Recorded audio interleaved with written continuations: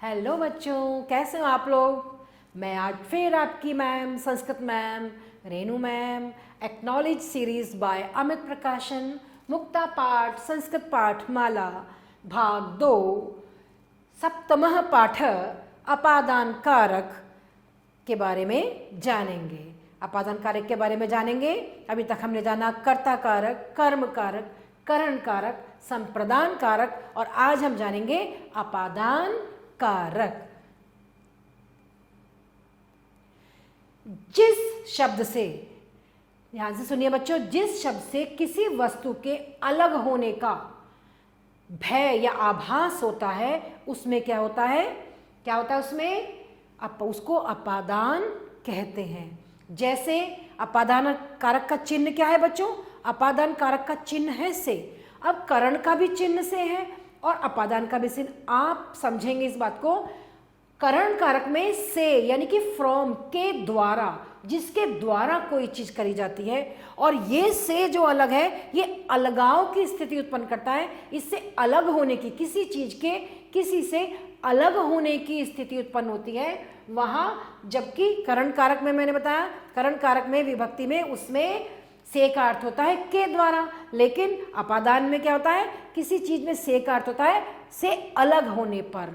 जैसे पिछले पाठ में मैंने आपको बताया था, जैसे पत्ता पेड़ से गिरता है तो पत्ता पेड़ से गिर रहा है, पेड़ से जब पत्ता गिरेगा तो अलग हो रहा है ना, से। आप कह सकते हैं कि से फ्रॉम, वो फ्रॉम नहीं है, वो पत्ता पेड़ से अलग हो रहा है तो अपादान कारक वहां पर होगा। समझ में आया बच्चों। तो वो से फ्रॉम है और ये से इसमें अलग होने की स्थिति होती है। जैसे मैं चाकू से सेब काटता हूं तो मैंने चाकू से जब सेब काटा तो सेब को मैंने जब काटा चाकू से तो सेब अलग किया ना, तो ये अलगाव, ये जो से है ये अपादान कारक है। और इसमें कौन सी विभक्ति का प्रयोग होता है, इसमें पंचमी विभक्ति का प्रयोग होता है बच्चों।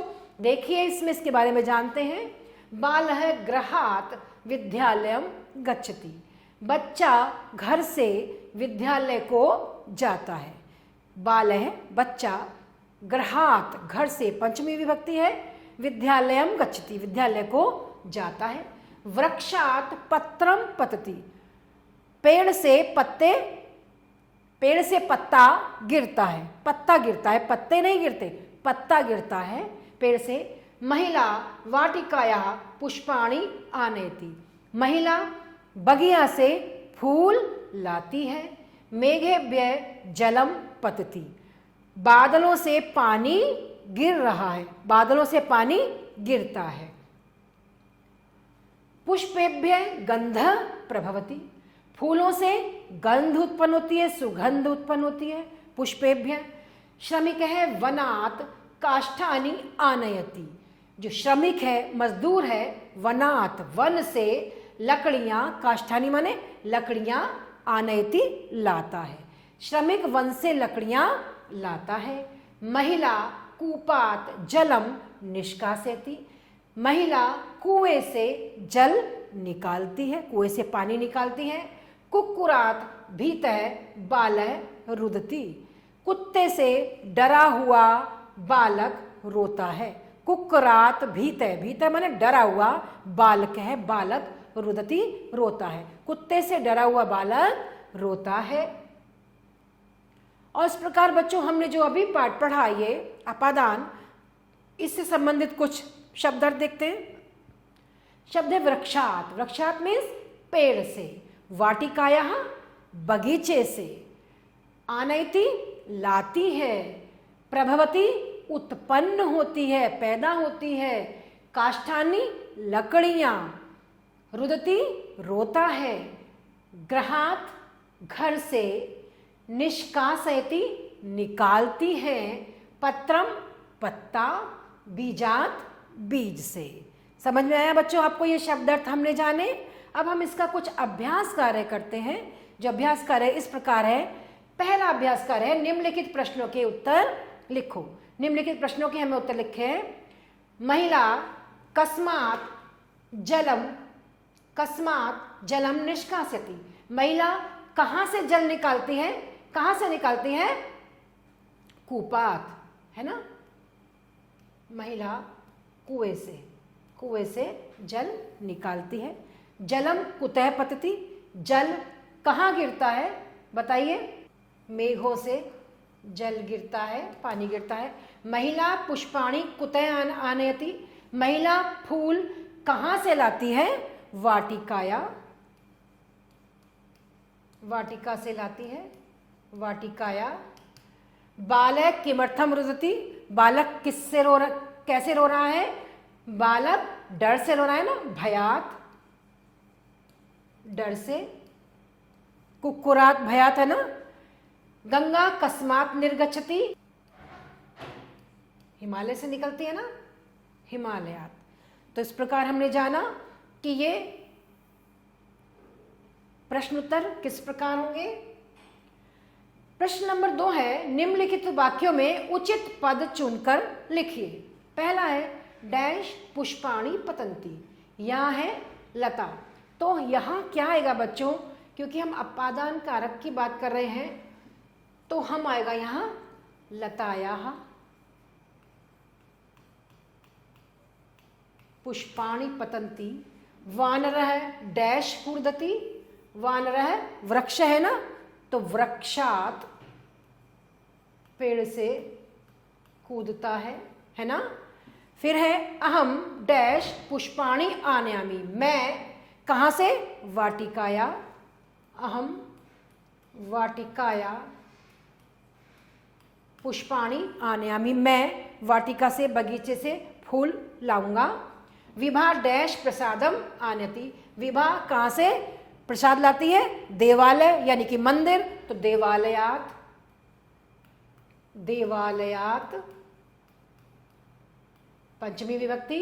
नेक्स्ट है डैश गंध प्रभवती, पुष्पम गंध है, तो हाँ यहाँ आ गया पुष्पेभ्य, क्या आ जाएगा?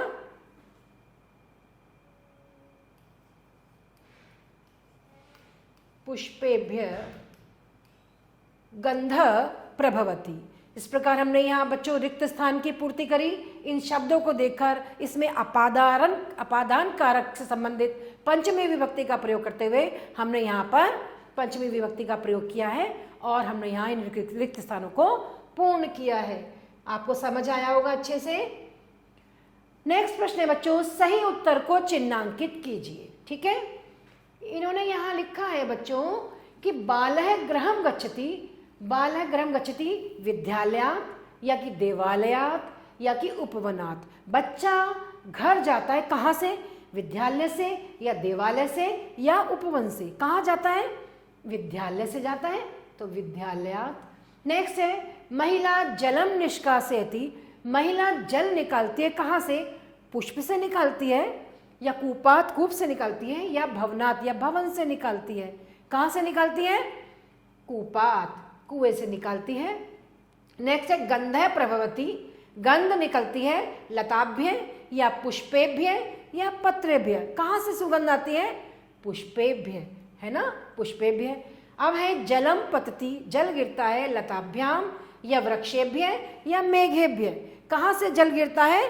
बादलों से, तो मेघेभ्य। यहाँ पर हम राइट का निशान लगा देंगे। और इस प्रकार हमने जाना कि हमने ये सही उत्तर जो था उसको हमने चिन्हांकित किया, उस पर हमने सही का निशान लगाया। आगे जानते हैं हम, यहाँ मंजूषा में कुछ शब्द दिए हुए हैं बच्चों, उनके समानार्थक यानी कि मंजूषा से समानार्थक पद चुनकर हमें यहाँ लिखना है। ठीक है, जैसे पयोदः, पयोदः यहाँ शब्द दिए हुए मेघ, अध्यापकः, उद्यानम, वृक्षः, पुष्पम या कि ग्रहम। पयोदय कहते हैं बच्चों, किसको कहते हैं पयोदय? बादल को ही कहते हैं, और ये भी मेघ है, तो पयोदय क्या हो जाएगा? मेघ। क्या हो जाएगा? मेघ,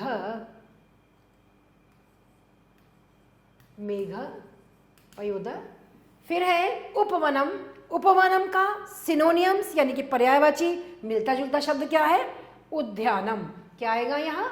उद्यानम, उद्यानम। फिर है आलयम, आलय होता है घर, तो यहाँ है ग्रहम, आलयम को हम मिला देंगे ग्रहम, घर से। तरु, तरु का समानार्थी शब्द है बच्चों मेघ, वृक्ष, वृक्ष। शिक्षक, शिक्षक है अध्यापक, शिक्षक भी पढ़ाता है और अध्यापक भी पढ़ाता है। सुमनम, सुमनम भी फूल है और पुष्पम भी फूल है, तो यहाँ पर भी आ जाएगा पुष्पम। ठीक है, इस प्रकार हमने समानार्थी शब्द सिनोनियम्स, जिन्हें हम पर्यायवाची कहते हैं, संस्कृत में हमने यहाँ पर उनको लिखा और उनके बारे में जाना। हमारा नेक्स्ट प्रश्न है निम्नलिखितानाम, निम्नलिखित क्रियापदों के अर्थ लिखिए। जैसे ये कुछ शब्द दिए हुए हैं, इनके अर्थ हमें बताने हैं। जैसे वाटिकाया, बगीचे से, क्या है? बगीचे से, या उपवन से भी कह सकते हो। निष्कासयति, निकालती है, निकालती है या निकालता है। आनयति, लाती है या लाता है, लाती है या लाता है। प्रभवती, उत्पन्न होती है, उत्पन्न होती है या होता है। पतति, गिरता है या गिरती है, गिरता है या गिरती है। गच्छति, जाता है या जाती है। देखा बच्चों, हमने इनके क्रिया शब्दों के अर्थ के बारे में जाना। वाटिकाया, बगीचे से। निष्कासति, निकालता है या निकालती है। आनयति, लाती है या लाता है। प्रभवती, उत्पन्न होती है या उत्पन्न होता है। पतति, गिरता है या गिरती है। गच्छति, जाता है या जाती है। अब हम जानते हैं, इस प्रकार हमने जाना बच्चों अपादान कारक के बारे में। और अब हम आगे के पार्ट में फिर और कुछ जानेंगे। जो जितना मैंने पढ़ाया है उसको बहुत ध्यान से पढ़िएगा, समझिएगा और मन से पढ़िएगा। आगे के पार्ट में फिर से आपसे मिलते हैं, फिर मिलेंगे। धन्यवाद।